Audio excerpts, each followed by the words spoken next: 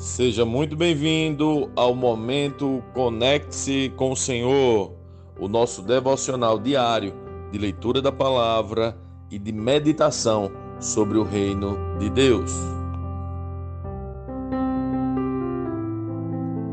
Hoje nossa leitura está em 1 Timóteo capítulo 5. Nunca fale com dureza a um homem mais velho, mas aconselhe-o como faria com seu próprio pai. Quanto aos mais jovens, aconselhe-os como a irmãos. Trate as mulheres mais velhas como trataria sua mãe e as mais jovens com toda pureza, como se fossem suas irmãs.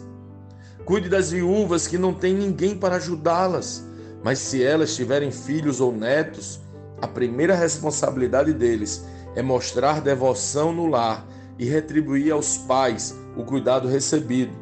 Isso é algo que agrada a Deus. A verdadeira viúva, uma mulher sozinha no mundo, põe sua esperança em Deus, dia e noite, faz súplicas e orações. Mas a viúva que vive apenas para prazer está morta, ainda que esteja viva. Dê essas instruções para que ninguém fique sujeito a críticas. Aqueles que não cuidam dos seus, especialmente dos de sua própria família, negaram a fé e são piores que os descrentes. A viúva incluída na lista para receber sustento deve ter pelo menos 60 anos e ter sido esposa de um só marido.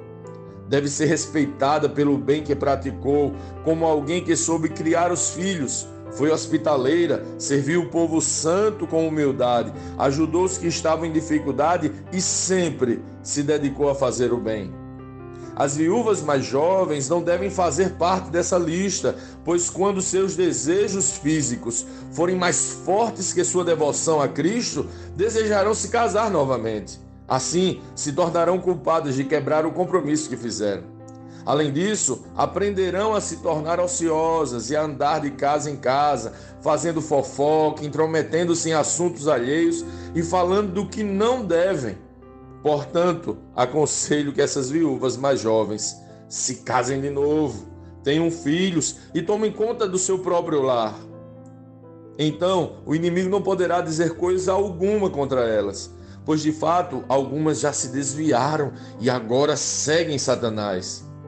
Se alguma irmã na fé tem viúvas na família, deve tomar conta delas e não sobrecarregar a igreja, que assim poderá cuidar das viúvas que estiverem verdadeiramente sozinhas.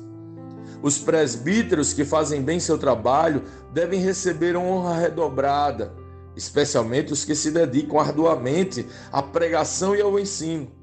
Pois as Escrituras dizem: não amordaçem o boi para impedir que ele coma enquanto debulhe os cereais.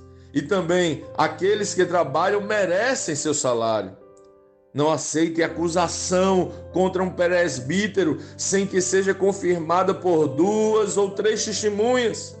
Aqueles que pecarem devem ser repreendidos diante de todos, o que servirá de forte advertência para os demais.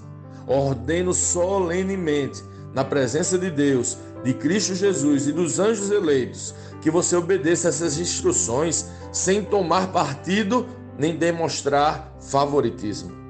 Não se apresse em nomear um líder, não participe dos pecados alheios, mantenha-se puro. Não beba água apenas, uma vez que você fica doente com frequência, tome um pouco de vinho por causa do seu estômago. Lembre-se de que os pecados de alguns são evidentes e seu julgamento é inevitável. Há outros, porém, cujos pecados só serão revelados mais tarde. Da mesma forma, as boas obras de alguns são evidentes e as outras, feitas em segredo, um dia serão conhecidas.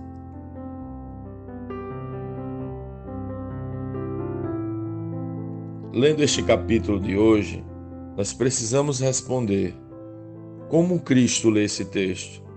O que aprendemos nele? E que aplicações práticas esse texto deve trazer para as nossas vidas?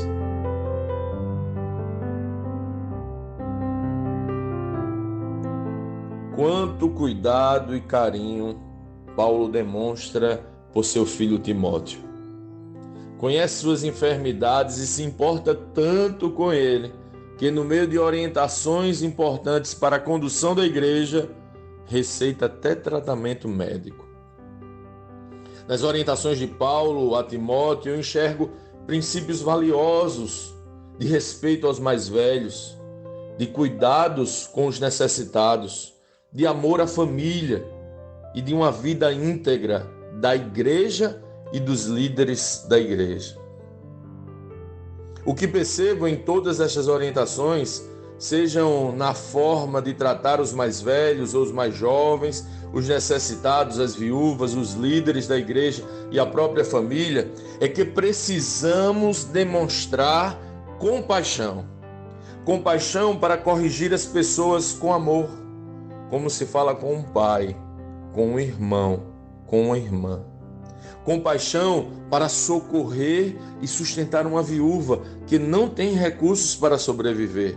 Compaixão para dar honorários generosos aos que se aplicam ao ensino e à liderança da igreja. Compaixão para se importar tanto com alguém ao ponto de se preocupar com sua saúde. Ah, quanto precisamos de compaixão nos nossos dias. Temos vivido este modelo de igreja. Fico sonhando com uma sociedade que é impactada por uma igreja assim, tão apaixonada. Para mim, compaixão é viver apaixonado pelas pessoas ao nosso redor. Vejo nos conselhos de Paulo às viúvas que elas deveriam viver esse modelo de vida apaixonada. Deve ser respeitada pelo bem que praticou, como alguém que soube criar os filhos, foi hospitaleira, serviu o povo santo com humildade, ajudou os que estavam em dificuldade e sempre se dedicou a fazer o bem. Uma viúva de mais de 60 anos que tiver este currículo representa bem o que é viver em compaixão. Mas de onde nasce esta compaixão? Alguém pode perguntar como podemos nos tornar esta compaixão, como podemos viver esta compaixão? Paulo dá um detalhe interessante da vida destas viúvas virtuosas que agora deveriam ser cuidadas, que chama a nossa atenção. Ele diz que a verdadeira viúva, uma mulher sozinha no mundo, põe sua esperança em Deus, dia e noite faz súplicas e orações. Vejo que isso representa uma vida de lugar secreto.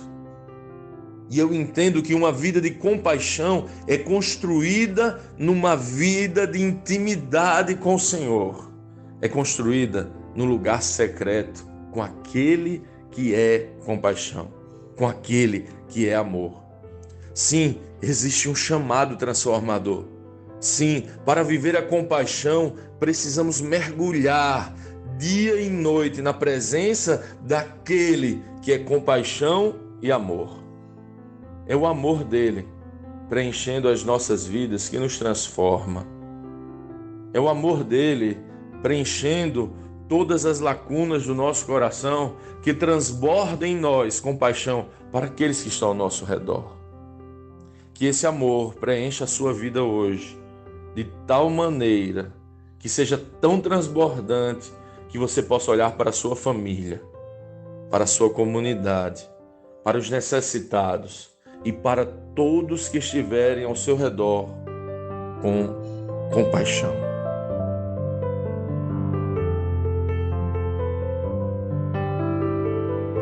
Sim, que bom ter você neste devocional e poder compartilhar o Evangelho. Mas, como sempre dizemos, o texto de hoje e o texto de cada dia tem muito mais para oferecer, muito mesmo. Nosso objetivo aqui é te influenciar a parar um pouco e ler o texto bíblico, pois acreditamos que 5 minutos de vida na palavra podem transformar completamente uma vida. Que Deus te abençoe. Leia, medite, comente, pergunte e adore o Senhor no seu lugar secreto. Conecte-se com o Senhor.